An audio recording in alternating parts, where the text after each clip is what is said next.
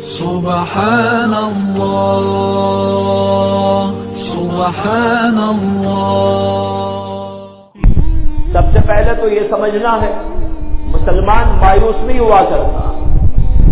میں نے کل بھی کچھ لوگوں سے کہا جو اس طرح کی بات کر رہے تھے، کچھ علماء حضرات آئے تھے، کچھ بات چیت ہو رہی، یہی مسئلہ چھڑ گیا۔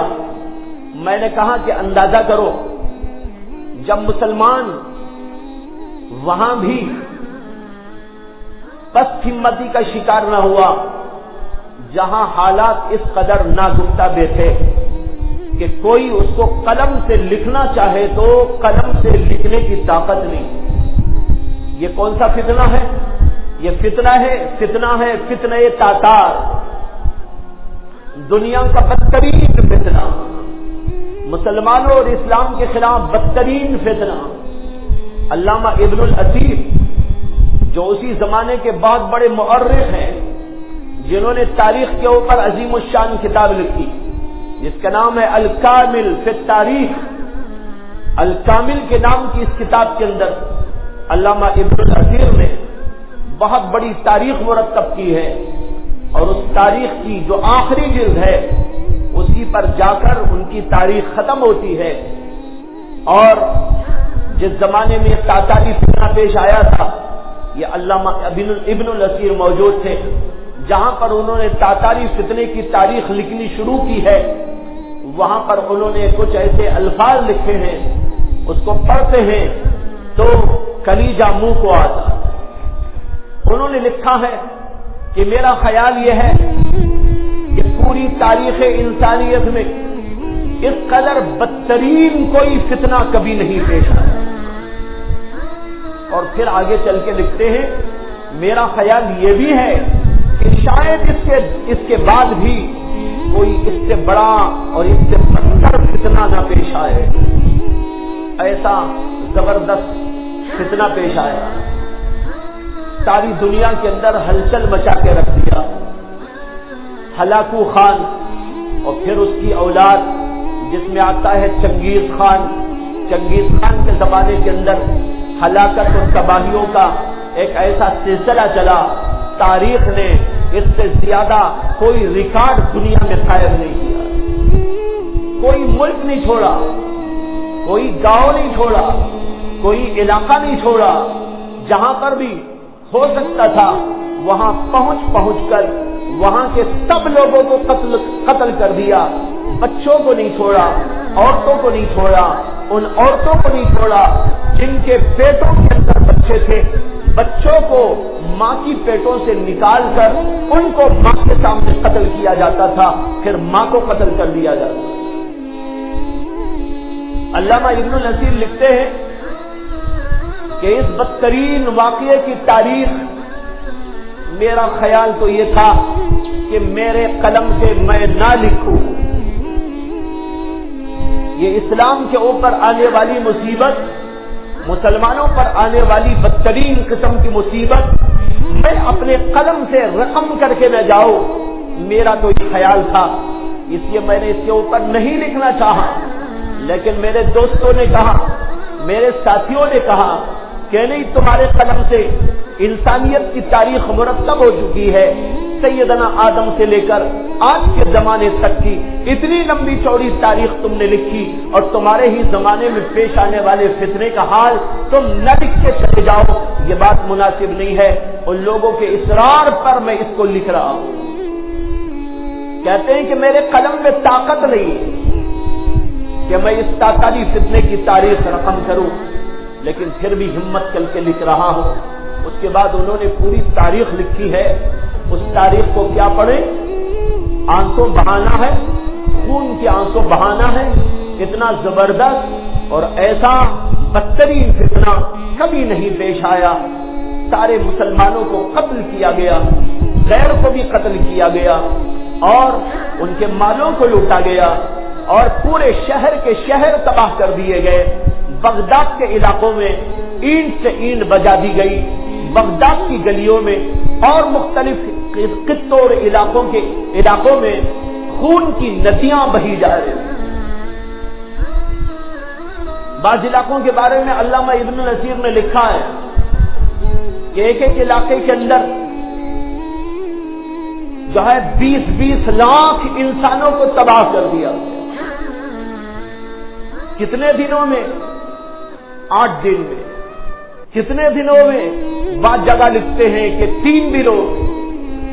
3 دنوں میں، 4 دنوں میں، 5 دنوں میں، 8 دنوں میں لاکھوں لاکھ انسانوں کو قتل کر دیا گیا، ان کے مالوں کو لوٹا گیا. اور پھر جب سب کو قتل کر دیا جاتا تھا تو اس شہر کو آگ ڈال کر جلا کے چلے جاتے تاکہ وہاں کوئی مکان باقی نہ رہے، وہاں کوئی درخت باقی نہ رہے، وہاں کوئی چیز باقی نہ رہے. پورے شہر کو جلا کے تباہ کر کے چلے جاتے. بھائیو، اتنا بڑا تاریخ کا یہ المیہ ہے، لیکن اللہ تبارک و تعالیٰ نے اسی تاتاری قوم کے ایک بادشاہ کو توفیق دے دی بعد میں چل کر، جس کا نام تھا قازان. قازان اس کا نام تھا، اور اس نے بعد میں اسلام لانے کے بعد اپنا نام رکھ لیا محمود. یہ چنگیز خان کا پوتا یا پرپوتا تھا. اللہ تعالیٰ نے اس کو توفیق عطا فرمائی. ایک اللہ والے سے اس کی ملاقات ہو گئی، اور وہ بھی اسی قسم کا آدمی تھا. جگہ جگہ فتنہ مچاتا تھا، جگہ جگہ لوگوں کو قتل کرتا تھا، اور مال کو لوٹ کے لے جاتا تھا، جائیداد و املاکوں کو ہلاک و تباہ کرتا تھا. لیکن اللہ تعالیٰ نے ایک اللہ والے سے اس کی ملاقات کرا. ان اللہ والوں سے ملاقات پر اس کی حالت تبدیل ہو گئی. انہوں نے اسے دعوت فکر دی، انہوں نے اسے دعوت توحید. انہوں نے کہا کہ ایک اللہ پوری کائنات کا مالک ہے، اسی اللہ نے تجھے پیدا کیا، مجھے پیدا کیا، ساری کائنات کو پیدا کیا ہے. توحید کا درس اس کے سامنے دیا، اللہ کی بڑائی و جلالت و عظمت کے گیت اس کے سامنے بیان کیے. اس کا دل کچھ نرم ہو گیا. انہوں نے اسلام کی دعوت دی، اسلام اس نے قبول کر لیا. قازان کے اسلام قبول کرتے ہی تاتاری قوم کے لاکھوں انسان مسلمانوں میں داخل ہوئے. کہاں تو وہ حالت اور کہاں یہ حالت.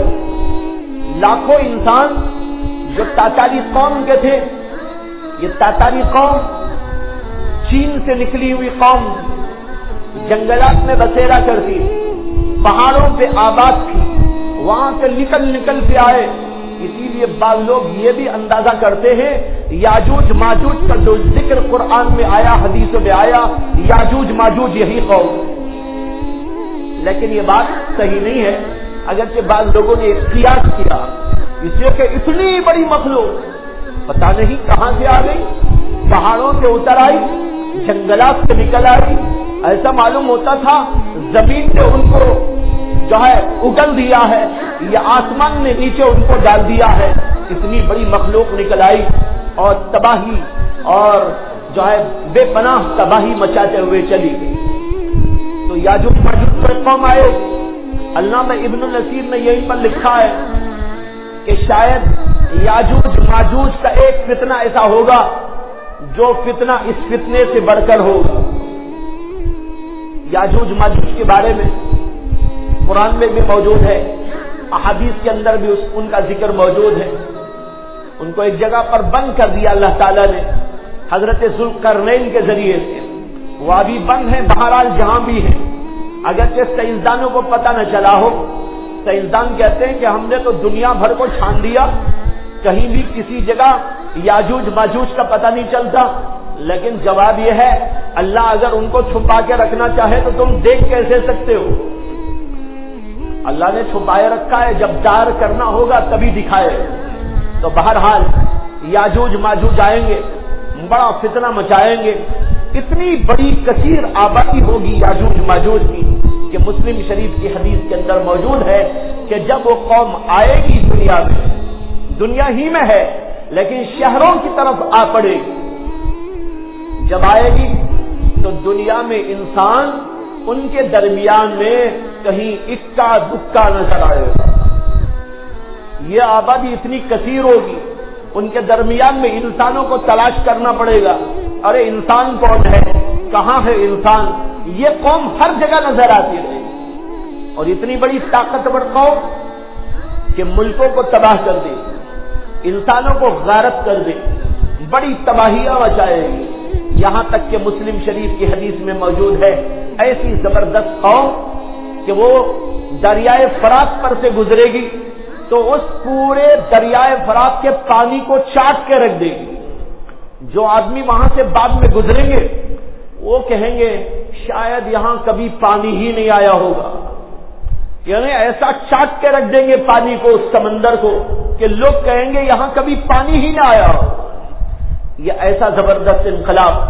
بہرحال یہ قوم بھی کچھ ایسے ہی عجیب و غریب تماشا کرتے ہوئے آئی, غارت گری کرتے ہوئے آئی, تباہی مچاتے ہوئے آئی.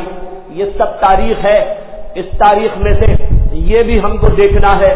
اللہ نے توفیق دی قازان کو, اور ایک اللہ والے کی معیت اور ایک اللہ والے کی بات نے اس کے دل کے اوپر اثر کر دیا, اور پھر وہ مسلمان ہو گیا.